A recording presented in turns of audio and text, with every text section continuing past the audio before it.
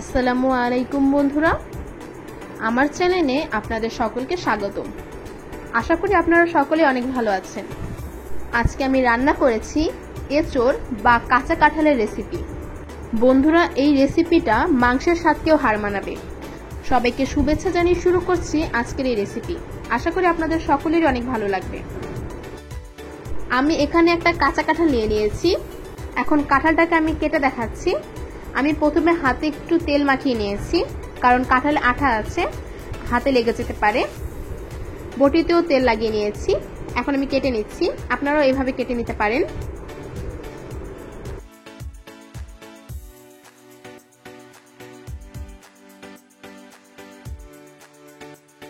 আমি কাঁঠালটাকে দুই ভাগে ভাগ করে নিয়েছি। এখন একটা ভাগকে আমি আবারও মাঝখান থেকে কেটে ভাগ করে নিচ্ছি। এখন এই একটা ভাগকে আবারও মাঝখান থেকে কেটে নিচ্ছি, তাহলে আমার কাটতে সুবিধা হবে। এখন কাঁঠালের এই কাঁটাযুক্ত খোসাটাকে ফেলে দিচ্ছি।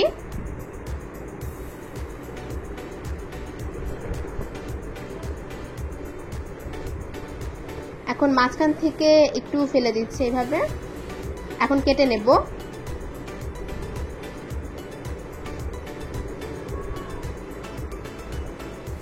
আমি এইভাবে করে কেটে নিচ্ছি। আপনারা চাইলে আর একটু ছোট বা বড় করে কাটতে পারেন। এখন আমি পানিতে ভিজিয়ে নিচ্ছি। আমার সম্পূর্ণ কাঁঠাল কাটা হয়ে গেছে। আমি পানিতে ভিজিয়ে রেখেছি। এর মধ্যে দিয়ে দিচ্ছি হলুদের গুঁড়ো ও লবণ। এখন হাত দিয়ে একটু কাঁঠালের সাথে মিশিয়ে নিচ্ছি। এখন কাঁচা কাঁঠালটাকে সেদ্ধ করে কষটাকে ফেলে দিতে হবে। ঢেকে দিচ্ছি সেদ্ধ করার জন্য। আমার সেদ্ধ করা হয়ে গেছে। এখন আমি কাঁঠালগুলোকে একটা বাটিতে উঠিয়ে ফেলবো।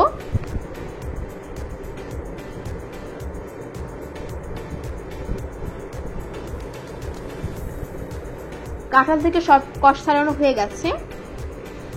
এখন আমি একটা প্যানে দিয়ে দিচ্ছি সাদা তেল। এর মধ্যে এঁচোড়গুলোকে ভেজে নেব।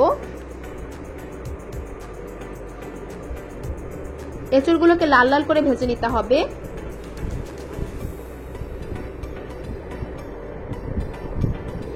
এঁচোড়গুলো ভাজা হয়ে গেছে।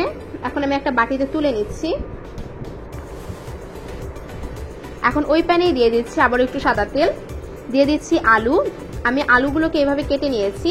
এর মধ্যে দিয়ে দিচ্ছি একটু হলুদ এবং লবণ। আলুগুলোকেও লাল করে ভেজে নিতে হবে।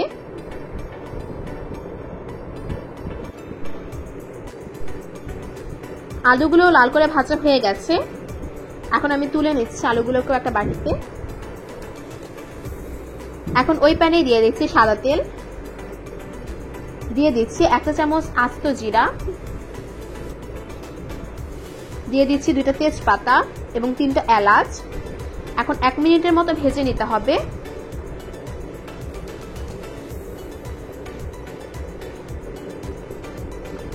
ভাজা হয়ে গেলে এর মধ্যে দিয়ে দিচ্ছি পেঁয়াজ কুচি। পেঁয়াজটাকে একটু নেড়ে চেড়ে লাল করে ভেজে নিতে হবে।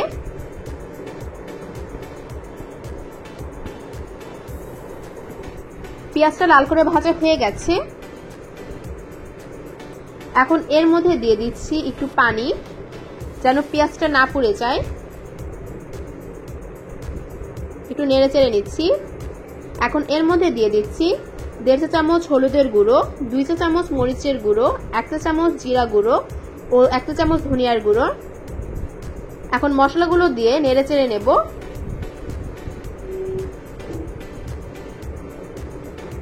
এখন এর মধ্যে দিয়ে দিচ্ছি 1 চা চামচ রসুন বাটা ও 1/2 চা চামচ আদা বাটা। এখন একটু নাড়িয়ে চাড়িয়ে 4 থেকে 5 মিনিটের মতো মশলাটাকে কষিয়ে নিতে হবে। ঢেকে দিচ্ছি মশলাটাকে।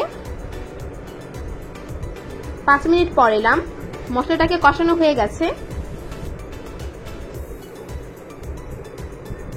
নেড়ে চিড়ে নিচ্ছি। এখন ভেজে রাখা এঁচোড়গুলো এর মধ্যে দিয়ে দেব। একটু নেড়ে চেড়ে নিচ্ছি।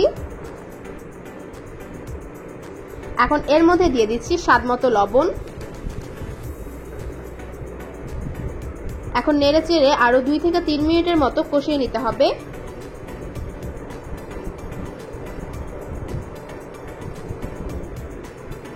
মশলাটার সাথে খুব ভালোভাবে এঁচড়গুলোকে মিশিয়ে নেব।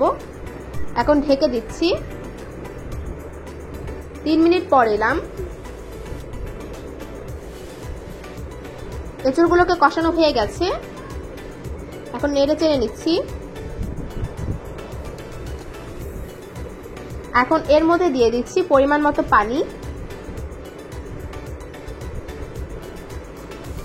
এখন 10 থেকে 15 মিনিটের মতো রান্না করে নিতে হবে।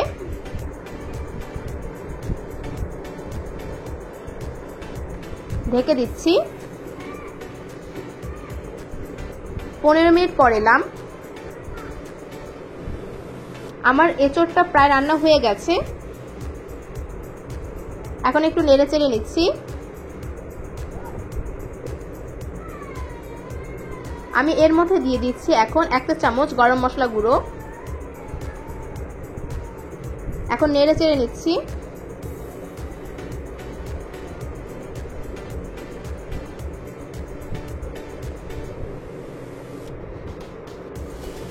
বন্ধুরা আরো 1 মিনিটের মতো রান্না করে নিতে হবে।